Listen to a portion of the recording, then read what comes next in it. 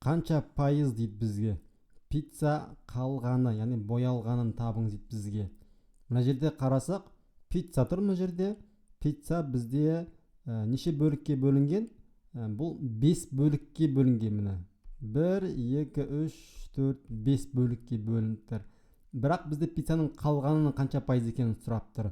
Қалған деген сөз, мына екеуі жеп қойды. Бізде сонда жемеген бізде мынау 3 бөлік қалды. Олай болса біз мұның қанша пайызы қалғанын табу үшін біз оның қанша бөлікке бөлінгенін бөлшектің бөліміне жазамыз. Бұл бөлшектің бөлімінде 5-еу болады екен. Бізде мынау барлығы 5-ке бөлініп тұр ғой. Сол үшін.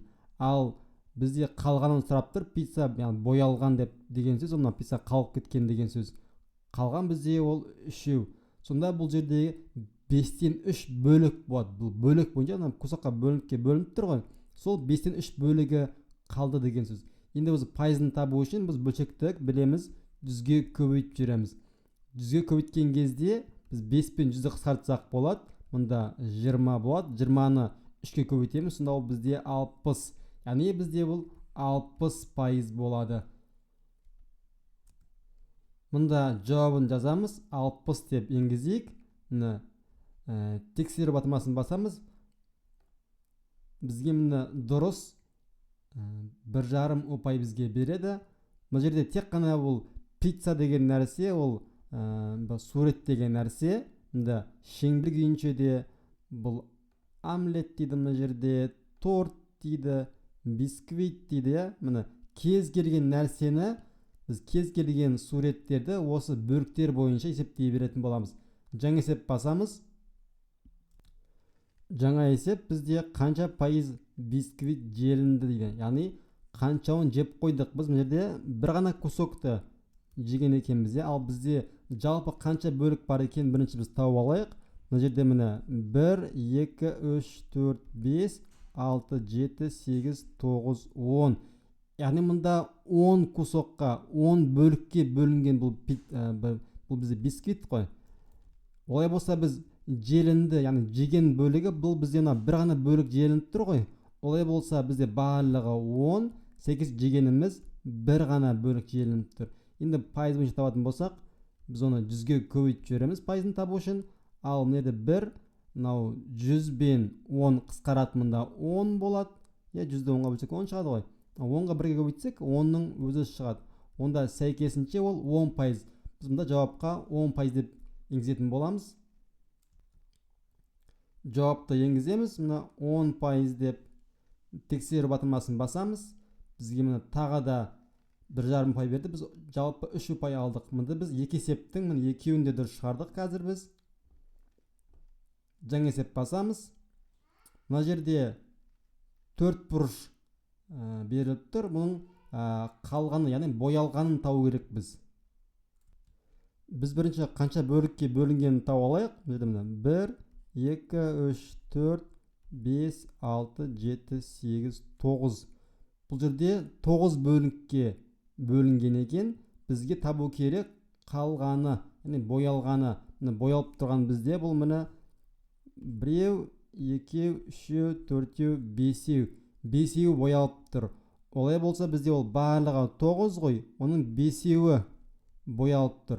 Сәйкесінше көбейтеміз 100%-ға. Бұл жерде біз енді берілген санды бірлікке дейін дөңгелектеп жазамыз, яғни жоқтап жазамыз. Біз сәйкесінше бірінші 100-ге 9-ды бөліп, оны 5-ке көбейтетін боламыз. Немесе 5-ті 100-ге көбейтіп, кейін 9-ға бөлсек те болады. 5-ті 100-ге көбейтіп оңай ғой бізге.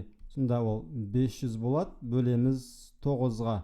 500-ді 9-ға бағандап бөлетін болсақ, 500 бөлінген 9, біз бірінші мұнда 5-тен береміз. 5-тен бесек 5 жердегі 9 бізде 45. Азайтамыз, тағы да 5 шығады. Біз 0-ді түсіреміз. Тағы да 5-тен береміз. Ол тағы да 45 болады. Мұнда тағы да 5 қалдық қалады. Енді 5 9-а жетпейді ғой. Олай болса бұнда біз үтір қайырамызда, тағы да 0-ден береміз. Сонда ол 50 болады ғой.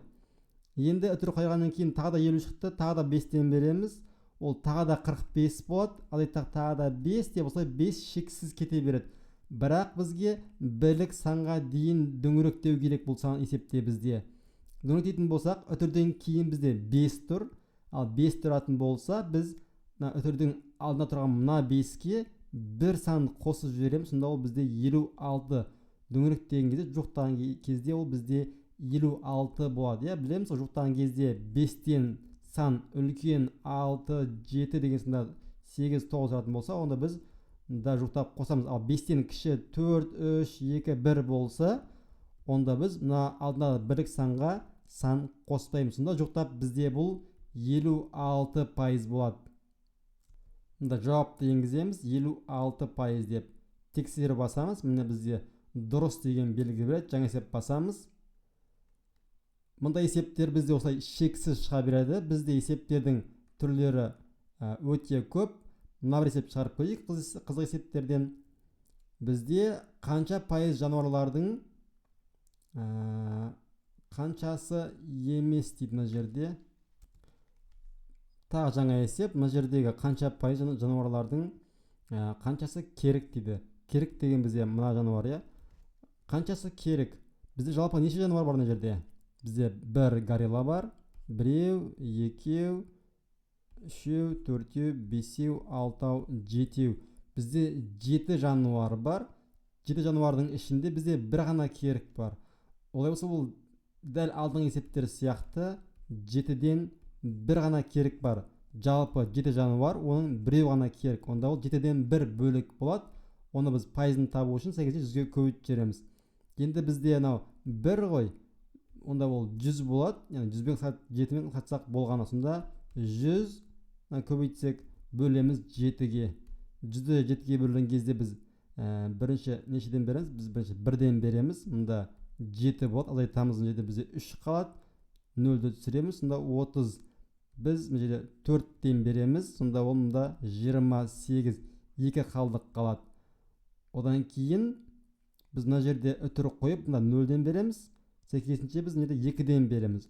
Ол 14 болады. Ары қарай есептер жалғасып кете береді шексіз. Бірақ бізде үтірден кейін уже 2 шықты ғой. 2 болса біз мына алдындағы санға 4-ке сан қоспаймыз. Неге? Өйткені бұл үтірден кейінгі 2 деген сан 5-тен кіші болып қалды. Сол үшін жауап бұл бізде 14% болады. Жауапты енгізіп көрейік. Жауапты енгіземіз 14% деп. Тексеріп басамыз. Міне дұрыс дейді. Бізге жалпы 6% алды. 4 есеп дұрыс шығардық. Міне есептерді болса, жаңа есепті басып, есептерді шексіз шығара беретін боламыз. Жаңа есеп басамыз, жаңа есеп басып, есептерді шексіз шығаруға болады.